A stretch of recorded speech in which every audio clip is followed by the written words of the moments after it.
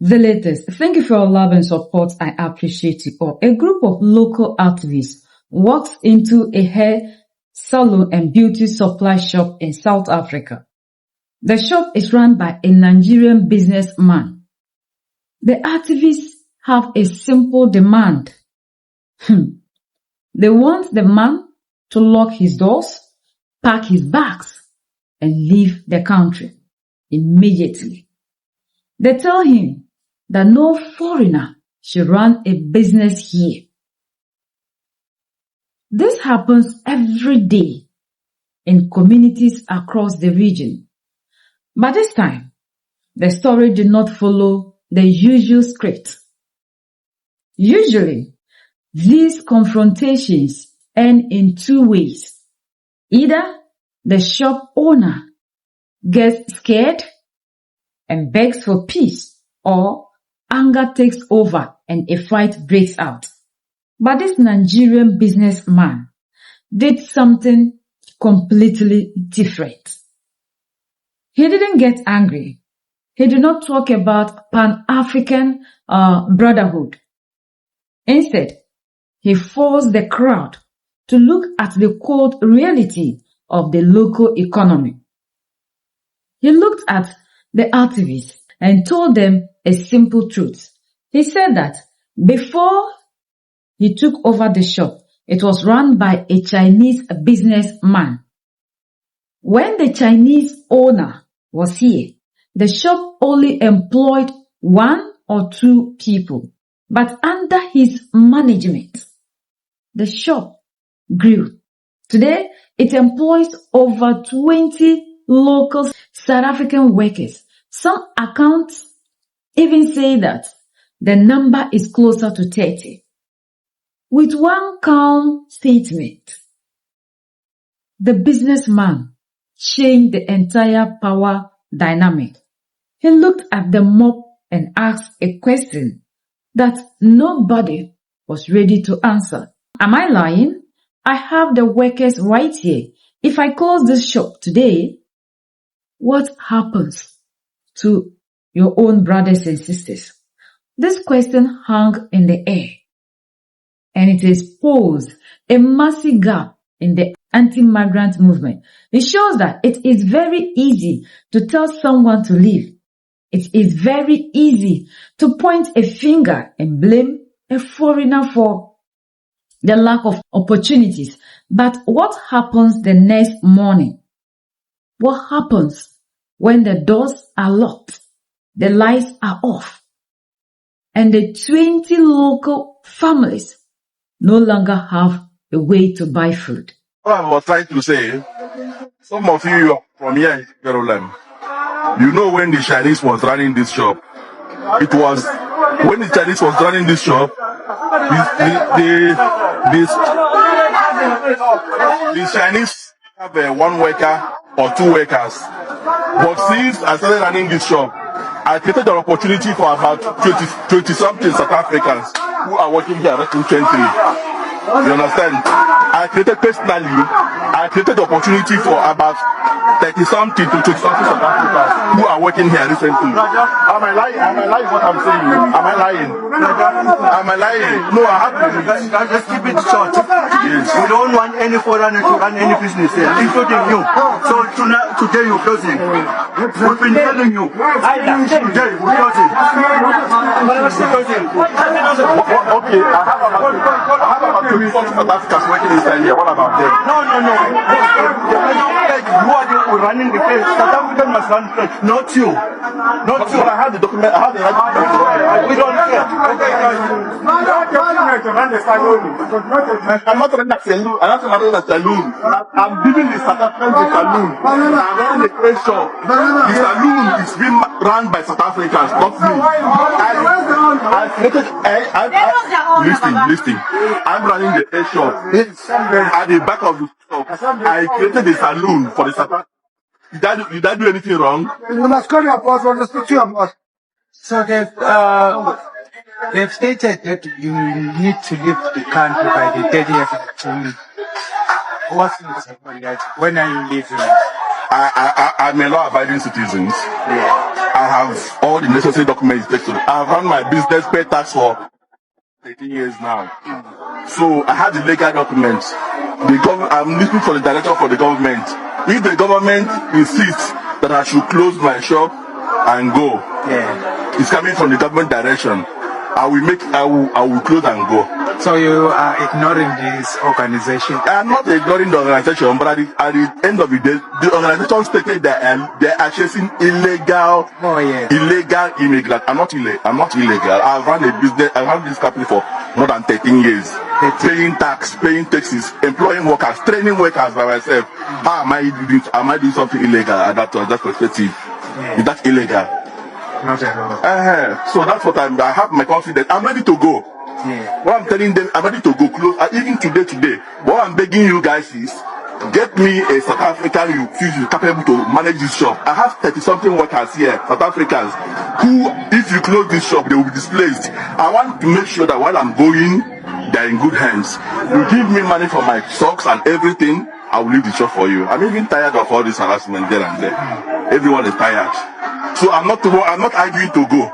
My own problem is that I have trained workers over the years, for more than 13 years. It's a hard work to train good workers. They are here, a number of them. If I close and go, what about their fate? I told them several times, can you manage the shop? They said, no, the rent is expensive. Okay, calm down for me. I'm not going. I'm not leaving you guys behind.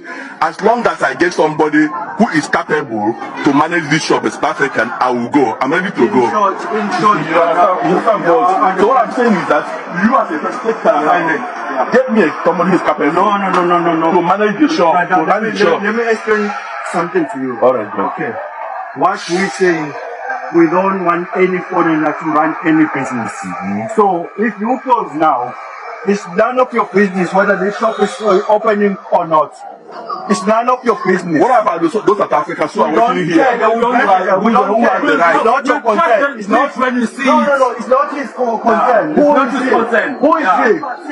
It's not your concern, brother. So you are a criminal here. You are not allowed to run any shop. Yeah. So we want all these people to live that and close. Now, we've been telling you. This clip is a perfect window into the deepest contradictions of the immigration crisis in Southern Africa.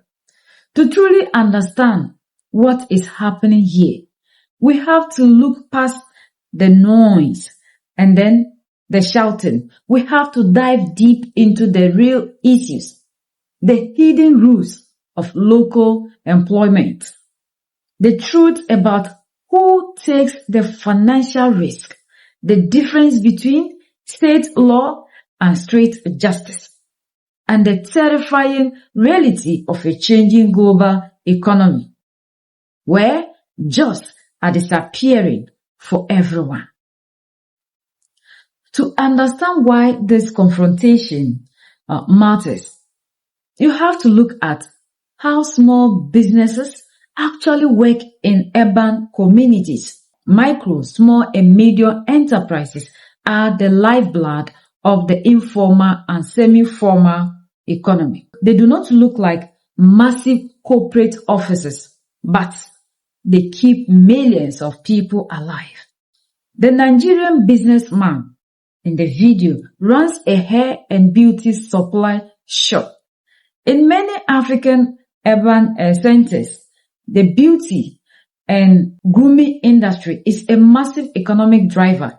It is a cash-based, high-traffic business that requires specific skills, consistency, and deep community relationships. He told them a simple truth that our brothers and sisters in South Africa are refusing to accept. If I close this shop, which I am willing to do, will you get me somebody that will be able to run the shop? Your brothers and sisters, what happens to them? Who takes care of them? I am ready to go today. But who will take care of your brothers and sisters? I want to be sure that when I leave, these people will be in safe hands. The people claim they are not interested in that because their laws says every foreigner must go. When our brothers and sisters started, they told us that they are after illegal migrants. But this man has his documentation. He has the legal documents to work. So the people who come out to defend South Africa should understand that South Africans are no longer looking for who is illegal in their country. They are after even the people who are giving their own people livelihood. It's painful. So painful. When a foreigner was running the shop, look at the number that he was employing. And look at the jobs that he has created for the people in South Africa that the government hasn't been able to employ. And we are still crying that foreigners are taking your jobs. In which way are the foreigners taking your jobs when the jobs are not there in the first place? Why should we be doing this to ourselves in this modern day? People are thinking about the South Africans. And he told them, if you have the money to give to me, I am ready to go and get me somebody who can manage this. Because this needs a skillful person. And you can see that the South Africans who are working there will be in pain. What becomes of them? Why do we do things in this modern day like this? Why do we put our frustration on other people? How can somebody create an employment for this number of people and you want these people to become unemployed overnight, and then when you get up you tell us you are fixing your country, people are taking your jobs? How can somebody with his own money take your job from you? Is the shop yours? Is the shop yours? Has the shop been created by the government? So you can see clearly that our brothers and sisters just don't know what they are looking for. It's just like they don't want to see their black people. And it's like this man, Pio Lumumba, said, it is not that the foreigners are the problem of South Africa. How many are they? About, they say, highest will be like 2-3%. How can this number of people take the jobs of the millions of South Africans who are unemployed? How can this be possible? Let's face reality. Let's pause and ask deep critical questions. People are saying that we need to understand South Africans, but what is happening right now is no longer about illegal migration. It's about every foreigner. They are going after anybody who is doing well. So it's like they are doing well because they are not having anything to do. But they have forgotten that the people came in with their own money, established businesses like Pio Lumumba said, and they are employing South Africans. It's sad that Africans are doing this to ourselves in this modern world. And this man was so bold to ask them critical questions that they don't even have answers to. Why are we doing this to ourselves? And we have leaders who are watching. Why should these people take the law into their own hands to even go after people who are documented when you claim you are chasing illegal migrants?